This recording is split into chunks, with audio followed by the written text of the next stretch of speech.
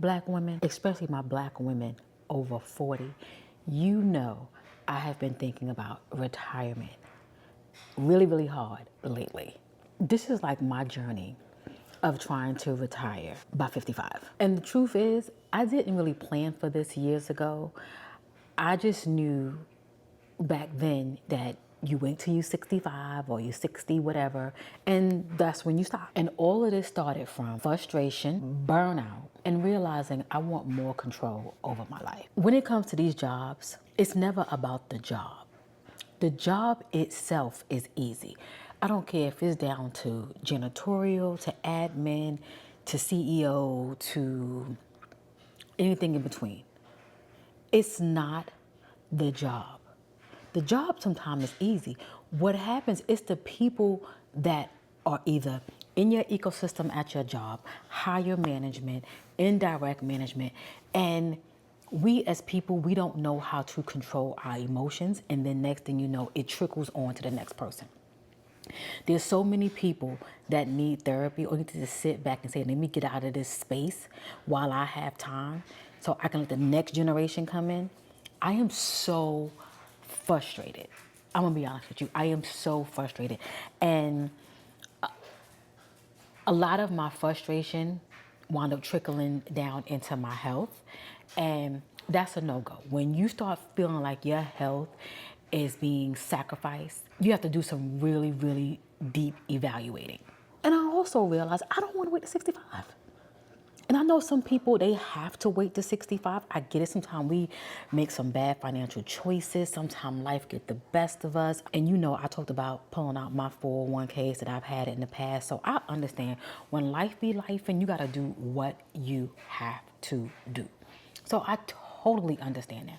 But it's like, in all reality, we always want to downsize when we get older. We want to cut back on different things, expenses, lifestyle, the whole kit and caboodle. But while we sitting here working and doing everything, we not trying to cut back on nothing. So it really made me sit back and think, do you really need what you have now? Because you sit here saying you don't need it for later. If I sit here and say, oh, well, when I'm retired, you know, I only need, let's throw a number out there, $4,000 to live off of. That's all I need. But while I'm working, I need 10,000. And it's like, that's a big jump. That's a real big jump. So it made me sit back and think, do you really need to work till you're 65? Are you willing to sit back and wait until the government tells you to sit down? The government tell you you can sit down at this time. It's okay now. I'll give you a little change for you to sit down. The money that you put in already throughout the years that you may not even live to even see. And it's like, why do we sit back and wait for the government again to tell us when we can sit down and rest or live life the way we want to live life? That's like that saying, oh, you'll have a good life when you die and go to heaven. Why can't you have a good life here on earth? That really rips a new one in me. It really does. But I don't want to wait. I don't want to wait until I'm 65. And I'm beginning to look at life so differently now as I'm approaching 50, because it's like, Kelly, you weren't even thinking like this a little while ago. Yeah, little things may have popped up saying, you know, Kelly, do this, do that, you know, make sure everything is good, ducks in a row, all the things, right? But it's like now that I'm ounces away from 50, it's like, so you mean I gotta do this 15 more years? I done did it this long. I gotta do it 15 more? Why? But yet you sit, and I did summer youth, so that added in a little bit. I worked little retail jobs. I started working beforehand, working after school, doing things like that. But it's not enough. I gotta keep going. Oh, I gotta keep the economy going. No, I'm ready to sit down. I'll keep the economy going, but in different things that I wanna do. I wanna live life on my terms.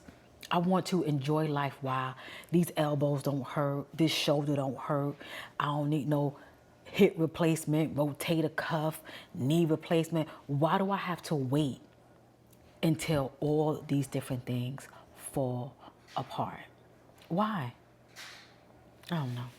If y'all hear things going on in the background, I've got laundry going. You see Stink right there. She's having a good time. But We're going to keep going, keep chatting. I'm at the point where time is more valuable than money. We get dangled in our face that, oh, you work this, I'm going to give you this. And then you can do whatever you want to do, the life that you really want to live. But meanwhile, you have no time to do anything that you really want to do because you got to get the money. Then you're tired from making the money. So then you don't even really do what you really want to do. I'm looking at my retirement number now and seeing how my retirement number can do for me now. And my retirement number is without Social Security, of course, because I'm not of age. But how can I just make this number that I'm seeking to get now to live the life that I really want to live? And then in addition, you sit back and say, okay, well, if I'm living off this number right here until I get, to retirement, then I'll have my other supplementals that'll come into play. Now, I'm not sitting here saying, you got to go cold turkey and quit your job and stuff like that and all things. Retirement looks different, and I'm learning so much about how retirement actually looks. Retirement means you stop doing what you were doing before. So that can be anything. That can be just retiring from that particular job, and now you're doing something different. You're pivoting, or you're maybe going down from doing full-time to part-time, and you just make enough to make sure ends are meeting and you can have a little cushion on the side. Now, always have a cushion because you just never know what happened. Just living a more non-stressful, on edge, alarm clock, waking up to life. I sit back and think about how many times has it been for me? You can let me know where you wake up, you're doing good, giving yourself some ample time to get to work. Boom, a car accident happened. Out of your control. Out of your control. Now you late. Now anxiety is happening because you know the type of management that you have, boss that you have, and now your anxiety is up. Oh my God, I can't be late. Oh my God, now I gotta explain myself. Oh, I was late because of the traffic. Who wants to work like that? I've been there before. I'll never forget, I had a boss. I had 2 male bosses, and they were white. When I still had that anxiety in me from working from previous positions, and I was like, oh my God, I'm late to work, traffic. He was like, hey, I don't care if you are half an hour late, as long as you're safe. You don't even have to call me. If an hour has passed, then that's different. 15, 30 minutes, things happen. You can give yourself so much time in advance to get to work, but you can't control the outside elements. You can't control rain, you can't control car accident, you can't control another person who might be running late and they're speeding and bobbing and weaving through traffic. I miss that manager so much because one, he was realistic. Yes, you gotta be to work on time because they're paying you to work a certain thing, but he never got bent out of shape. Never got bent out. Nowadays, you can leave in the comments on how nowadays is. Because people feel like nothing doesn't happen. You can leave so much wiggle room and there's always something. In addition to that, it's like, girl, don't get me going. Talking about generational gaps, that's another conversation. We'll talk about that. In this season that I'm in, I'm sitting here deciding on what my plan is going to be and how I want it to look for me. As I just mentioned to you, how is it going to be in regards to why can't my number for retirement be my number now? Do I really have to live off what I have now? Why can't that number be now? Yes, we have inflation and things go up, just like someone's rent go up, your mortgage go up, because it may your mortgage may stay the same, but them taxes and that insurance be going up. So your mortgage be changing. I don't care if you want a fixed rate or not. Because you can't control what the taxes is. Because I know for me, I ain't got no balloon, I ain't got no inflation, I ain't got no up and down. I have a fixed rate.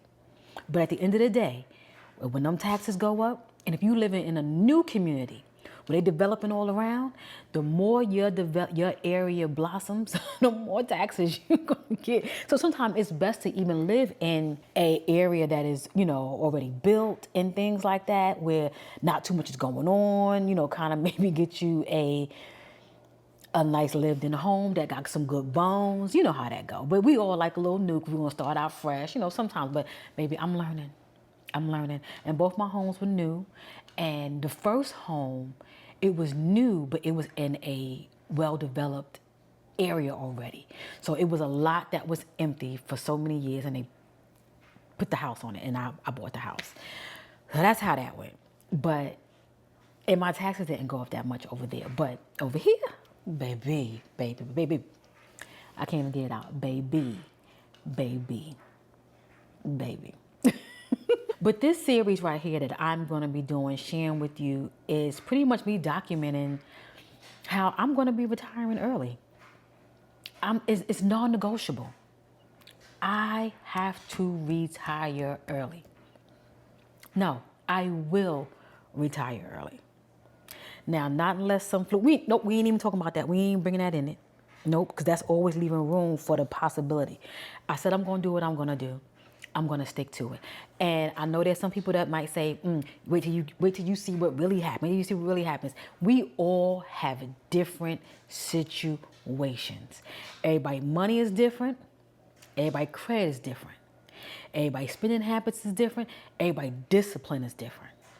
And once you know them few little things and everything else, it don't matter. And what made me really even understand that was when I went to this event, and I showed you guys that event I went to, and one lady was saying, yeah, well, you will see when it comes, retirement is not all what you think it is. No, that was for you.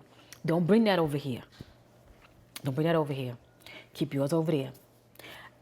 Some people genuinely want to retire from the workforce, and they want to work on things that they really want to work on. They might want to, open up a nutrition business. They might want to open up their own business. They might want to be consultants or whatever the case may be. You know what I mean? Everybody has different dreams and aspirations. Some people still might just want to work, maybe work part-time and do other things. But I will be taking you on this journey. We're going to be having good conversation. We're going to be talking. This is going to be a nice little chit-chat. So make sure you have your good beverage, your notepad, because at the end of the day, the same way how I'm going to be speaking from me, for those of you who are retired and who are planning to retire, if it's early or at the time of 65, 67, 62, share with me. Share with me. This is going to be our place, because there's so many people out here who are afraid to have the conversation, who want to have the conversation, may not know how to navigate the conversation, and maybe haven't even thought about the conversation. They're like, that's later. But we're going to have the conversation, and I'm going to put myself out there on Front Street because, yeah, why not? And be on the road to early retirement. And you never know. The early retirement may be earlier than what we thought. Right now we shoot 55. 55. But who knows, maybe 52. Who knows? But yeah, I'm excited. Let me know if you're excited. If you are excited, let me know in the comments. Just write excited. Like I mentioned, this series will be me documenting what I'm learning, what I'm thinking about, and figuring out along the way. Because I'm not perfect. I don't have all the answers. And I'm doing it from an empty canvas. And when I say empty canvas, meaning it's blank. We can go out and get all the information from here, look online, do this, and kind of have everything just done in one day. But then guess what? Tomorrow hits and things are different. But there's so many other things that you can do along the way within a 5-year gap, a 2-year gap, let alone a 1-year gap. There's so many things that you can do to pull yourself along to retire early. So we're doing it. We are doing it. So if you enjoyed this conversation, thumbs up, comment, subscribe. And if you know another woman over 40, a black woman over 40, who would love conversations like this, go ahead, forward it to her so she can come on in and we can have other like-minded women just like us talking about retirement, starting over, and just living our best life as a black woman over 40.